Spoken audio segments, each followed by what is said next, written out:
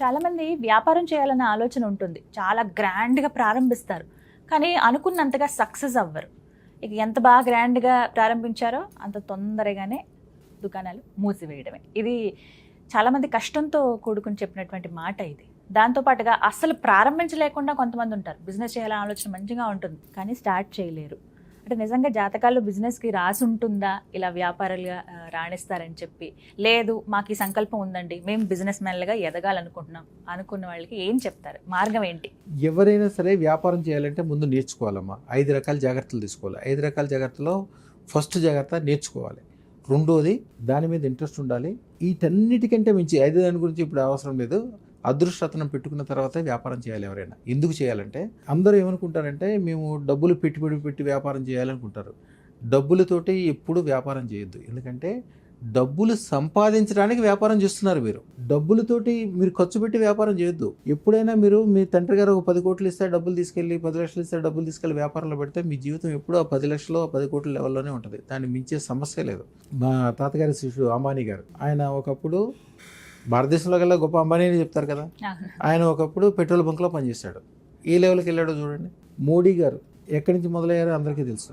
అంబానీ తర్వాత Adani top level.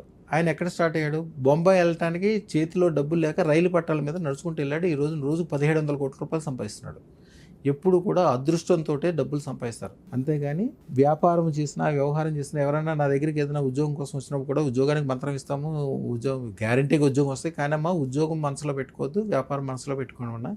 యాక్చువల్గా సుధాకర్ మూర్తి అని చిన్న కుర్రోడు, ఆయన బీటెక్ అయిపోయిన తర్వాత ఉద్యోగం కావాలని వచ్చాడు నా దగ్గరికి. ఇచ్చాము.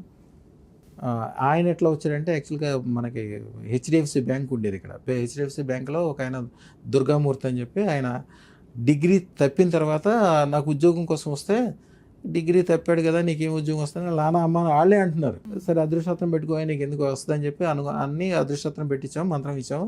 3 రోజుల తర్వాత ఆయన అక్కడ హెచ్డిఎఫ్సి బ్యాంక్ అప్పుడే పెట్టారు. డైలీ వేజెస్గా దగ్గరలో లోకల్లో తెలిసిన కుర్రాళ్ళు కావాలని డైలీ వేజెస్కి రోజుకి ఇంత అనేది ఇచ్చి పెట్టుకున్నారు.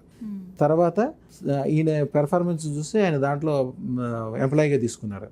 తర్వాత ఫస్ట్ మేనేజర్ వెళ్ళిపోయిన తర్వాత సెకండ్ మేనేజర్ ఈయనే.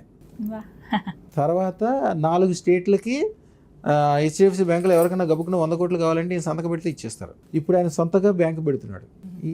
ఆయన చూసి ఈ కుర్రాడు వచ్చి పెట్టించుకుంటే సరే అదృష్టం ఇచ్చాము. ఆయన ఏదో ఫారిన్ వెళ్ళి అక్కడ ఏదో ఫ్యాక్టరీకి సంబంధించిన ఐటమ్స్ తయారు చేస్తాడు.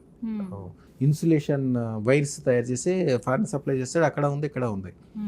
అంటే ఆ వైర్స్ నొప్పు పెట్టినా కూడా అంటుకోవంట. అట్లాంటివి తయారు చేస్తాడు. చాలా టెక్నికల్ విషయం. ఆయనతో పాటు వాళ్ళ సిస్టర్ వచ్చింది. యాక్చువల్గా వీళ్ళ తల్లిదండ్రులు ఇద్దరు మామూలు వాళ్ళు. వాళ్ళ నాన్నగారు యాక్చువల్గా డ్రైవర్, ఆర్టీసీ డ్రైవర్.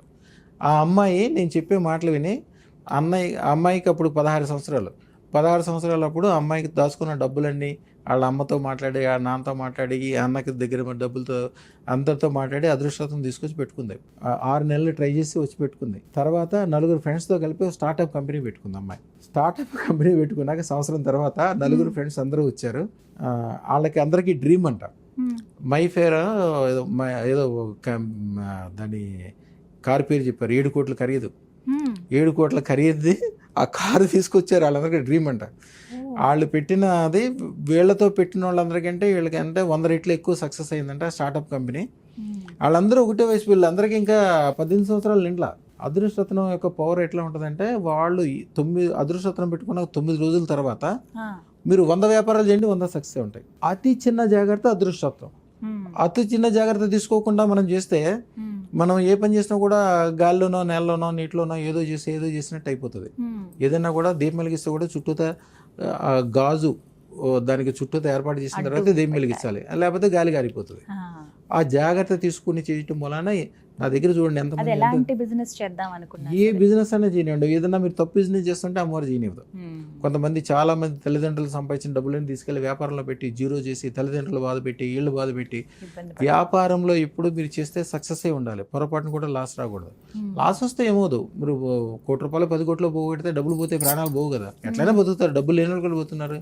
కానీ వీళ్ళ కాన్ఫిడెన్స్ దెబ్బతింటది. ఒక్కసారి 2 సార్లు వ్యాపారం చెడిపోగానే అందరితో పాటు వీళ్ళకి కూడా వీళ్ళు అనుకుంటారు నేను ఏ పని చేసినా చెడు అయిపోతుంది, నా చెడ్డ చెయ్యి చెడ్డ వారము, వీళ్ళందరికీ వీళ్ళే ఫీల్ అయ్యి డిప్రెషన్లోకి వెళ్ళి మనుషులే పాడైపోతారు.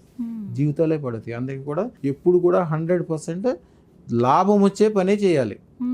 అది కూడా తక్కువ శ్రమ ఎక్కువ లాభం ఉండాలి. అది మీకు తెలియదు. ఇప్పుడు మనకి దీపం చూస్తాము, లైట్ వెలుగుతుంటుంది.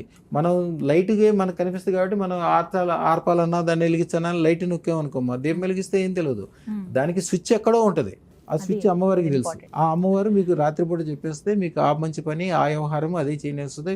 వ్యాపారం అంటేనే ఈ రోజుల్లో అన్ని మోసాలు. ఎటు డబ్బులు ఏదో చేద్దామని ఏదో చేసుకుని రూపాయి పోయి పెట్టుకుంటే 100 రూపాయలు పోయే ఛాన్సులు ఉంటాయి. అట్లాంటిది దగ్గరికి కూడా రానివ్వదు. సత్సంగా అదృష్టం ఉన్న చోట మంచి వాళ్ళే మీ చుట్టూతో ఉంటారు.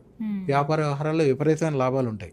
ఆ పెరుగుదల మీకు తెలవకుండానే రాత్రిపూట మీరు ఏమనుకుంటే తెల్లారికి అవుతుంటుంది. లైసెన్సులు వస్తాయి, గవర్నమెంట్ అనుకూలం అవుతుంది. మీరు ఇక్కడ కూర్చొని అమెరికాలో ఏదైనా పాలసీ వస్తే బాగుండే, నాకు లాభం వస్తుంది అనుకుంటే అది కూడా అవుతుంది. మీకు తెలియకుండా చిన్న చిన్న పనిచేసేవాళ్ళు, టీ కొట్లో పనిచేసే ఆయన మన దగ్గర అదృష్టం పెట్టుకున్నాక చైనా నుంచి ప్రోడక్ట్లు తెచ్చుకుని, ఆయన మొబైల్ 30 షాపులు ఉన్నాయి ఇప్పుడు, మొబైల్ షాపులు పెట్టుకుని చైనా నుంచి ఏదైనా ప్రోడక్ట్ కావాలంటే మనం ఆయనకి చెప్తే చాలు అక్కడి నుంచి తీసుకొస్తాడు. ఫర్నిచర్ పెద్ద వ్యాపారం చేస్తున్నాడు.